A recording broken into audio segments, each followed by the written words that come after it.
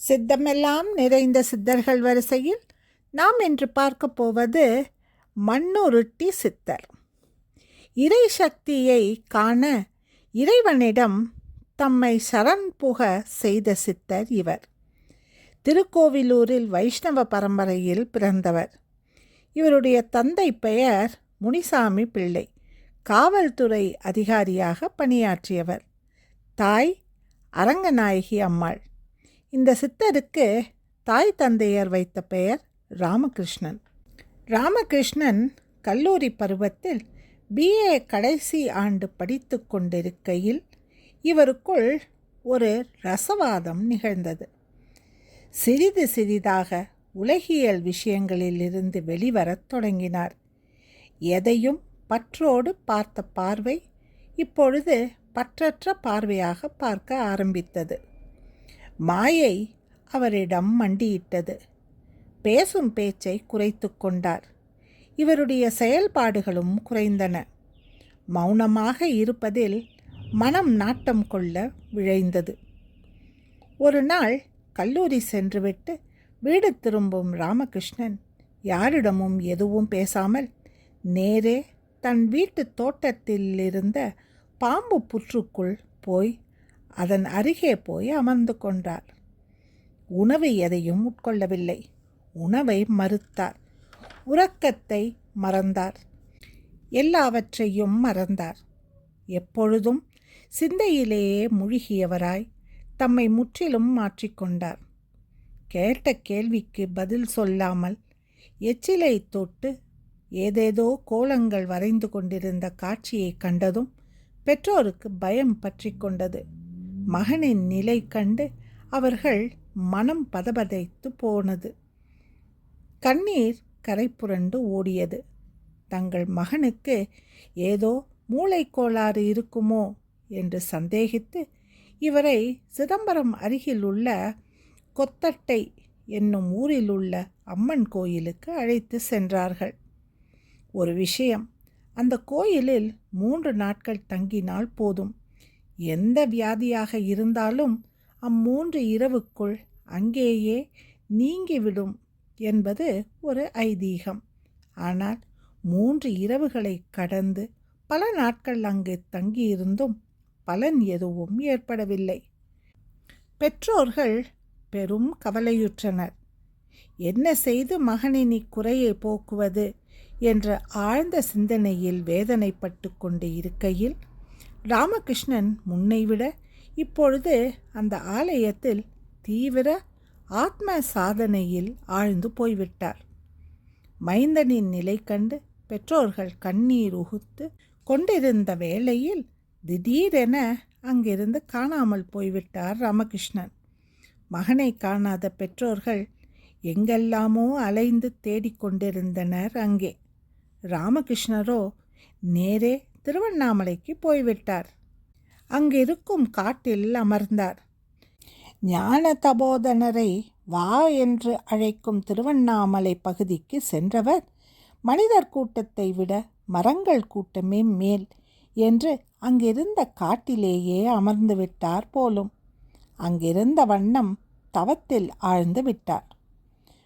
பெற்றோர்கள் எல்லா இடங்களிலும் பிள்ளையை தேடி அலைந்து கடைசியில் இவர் திருவண்ணாமலையில் இருப்பதாக தகவல் அறிந்து அங்கே சென்று பார்த்தபோது அங்கே தங்கள் மைந்தன் ஆழ்ந்த தவத்தில் இருப்பதை கண்டனர்.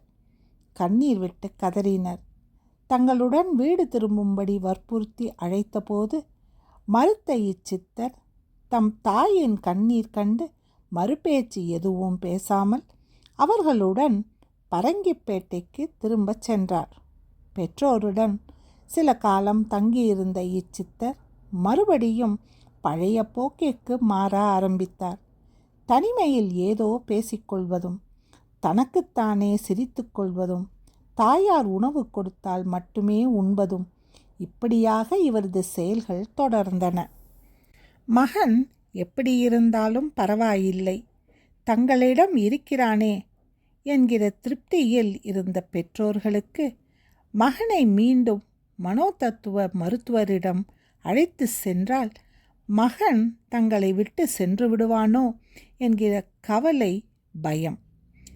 தம் தாயின் மறைவிற்கு பின்பு கடலூரை நோக்கி புறப்பட்ட சித்தர் பெருமான் கடலூரில் தெரு தெருவாக அலைந்து திரிந்து ஒரு நாள் ஒரு வீட்டிற்கு போய் உணவு கேட்டார்.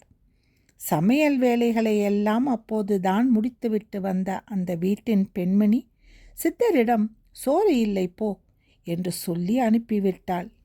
இவரும் மறுபேச்சு ஏதுமின்றி திரும்பி போய்விட்டார். சித்தர் போன சிறிது நேரத்திற்குள் அவளது கணவன் வீட்டுக்கு வந்தான். அவனுக்கு உணவு பரிமாற பாத்திரத்தை திறந்தவள் திகைத்து போனாள். சற்று நேரத்திற்கு முன் சமைத்து வைத்த உணவு எதுவும் அப்பாத்திரத்தில் இல்லாதிருப்பதைக் கண்டு திடுக்கிட்டாள். இருந்த சாப்பாட்டை இல்லை என்று சித்தரிடம் சொன்னதால் அது இல்லாமலேயே போய்விட்டது. மனைவியின் முகத்தைக் கண்ட அவளது கணவன் என்ன நடந்தது என்று கேட்க விவரத்தை கூறினாள்.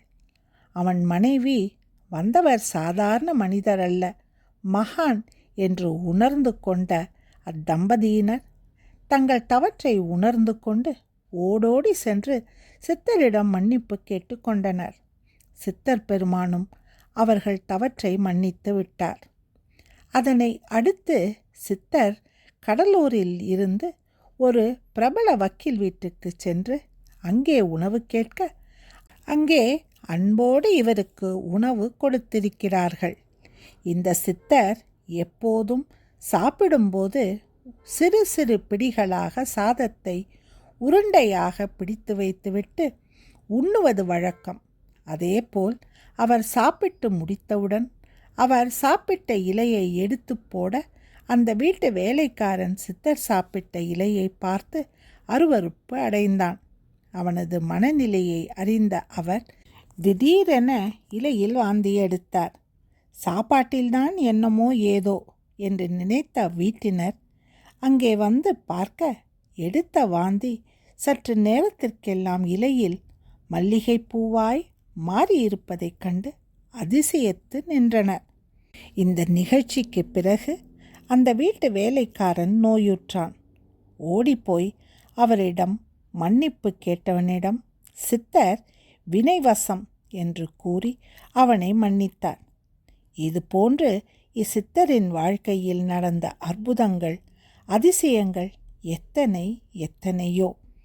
இச்சித்தர் தோற்றத்தில் நெடிய உருவமும் பரட்டை தலையும் நீண்ட தாடியும் உடையவர். உறவினர்கள் பலர் இருந்தும் அவர்கள் யாரிடமும் தொடர்பின்றி பற்றற்று இருந்தார். பக்குவமடைந்த நிலையில் இருந்த மண்ணூருட்டி சித்தர் ராமகிருஷ்ணன் சித்தர்கள் பூமியான புதுச்சேரிக்கு வந்தார். அங்கே சித்தானந்த சுவாமிகளின் சமாதிக்கு அருகில் இருந்த டாக்டர் சுந்தரேசரன் என்பவருக்கு சொந்தமான தோப்பிற்கு சென்று அங்கே அமர்ந்து தவத்தில் ஆழ்ந்தார். புதுவையில் இவரது பாதம் படாத இடமே இல்லை என்று சொல்லலாம். அந்த அளவுக்கு இவரது பெருமைகள் பரவத் தொடங்கியது. கொட்டும் மழையில் கூட மரத்தடியில் தவநிலையில் வீற்றிருக்கும் இவர் மீது மரத்தின் மேலிருந்து இலைகள் விழுந்தாலும் காய்கள் விழுந்தாலும் இவர் அங்கேயே இருந்தார். சித்தரின் அதீத ஆத்ம சாதனையின் காரணமாக இவரது ஆன்மீக சக்தி அதிக அளவில் பெருகியது. நினைத்த இடத்தில் உறங்குவதும் உண்பதும் உட்காருவதும் இவரது பழக்கமாயிற்று. மக்கள் எங்கிருந்தெல்லாமோ இருந்து இவருக்கு தேடி வந்து உணவளித்து வந்தனர். மௌனத்தில் இருப்பது இவர் வசம் ஆயிற்று. தங்கள் வீட்டுக்கு வந்து சித்தர் இன்று உணவு உட்கொள்ள மாட்டாரா என்று அடியவர்கள் யாராவது நினைத்த மாத்திரத்திலேயே அவர்கள் வீட்டு வாசலில் வந்து நிற்பாராம் இச்சித்தர்.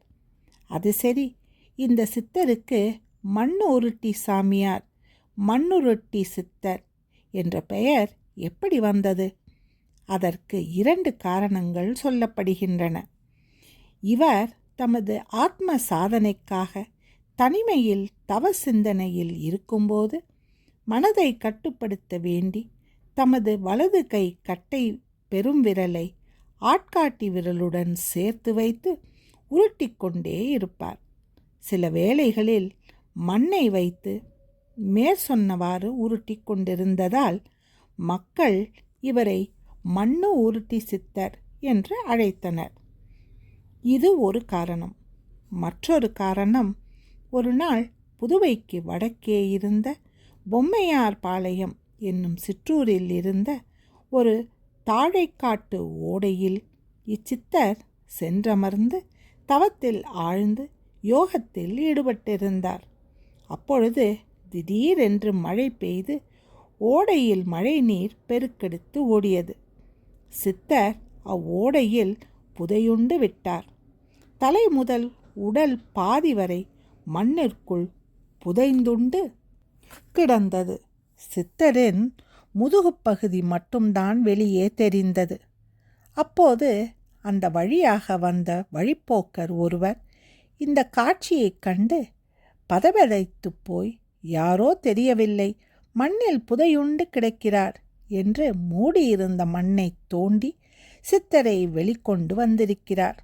வெளியில் வந்த சித்தர் எதுவும் நடக்காதது போல் அங்கிருந்து போய்விட்டு இருக்கிறார். மண் உருட்டி தள்ளியதால் இவருக்கு மண்ணுருட்டி சாமியார் என்ற பெயர் வந்திருக்கிறது. சித்தருக்கு இப்பூ உலகிற்கு வந்த காரணம் முடிந்துவிட்டது. ஸ்தூல சரீரத்தை விட்டு வெளியேற சித்தருக்கு அழைப்பு வந்துவிட்டதை உணர்ந்தவர் இதனை தன் அடியவர்களுக்கு தெரிவிக்க, சீடர்கள் இவருக்கு சமாதி அமைக்க வேண்டிய இடத்தை தேர்வு செய்தனர். சித்தருக்கு வயிற்றுப்போக்கு ஏற்பட்டது. கண்ட மங்களத்து அடியார் ஒருவர் துணையோடு குயவர் பாலத்தில் இருந்த ஜீவரத்ன உடையார் என்பவர் வீட்டுக்கு வந்த சித்தர் 1965 ஜனவரி 16 மாட்டுப்பொங்கல் அன்று பேரானந்த பெருவெளியில் சிவத்தோடு ஐக்கியமானார். மறுநாள் தைப்பூச நாளில் சுவாமிகளை சமாதியில் அமர்த்தினார்கள். மண்ணுருட்டி சித்தரின் சமாதி புதுச்சேரி ஸ்வதேசி காட்டன் மில் எதிரில் உள்ள ஒரு தோட்டத்தில் உள்ளது.